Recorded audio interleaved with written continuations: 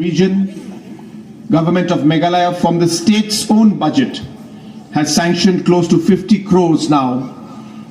The work has already been awarded to the contractor. I just spoke to Deputy CM before coming here, and he has told me that in a matter of weeks, if not months, we will be able to start the work. The contractor is mobilizing. I know that people are anxious, but let me give you the surety now. The hard part is over. Sanction has been done. The work tender has been allotted, and we expect the work to start very fast. I will personally monitor the situation myself. We need to have some bit of patience.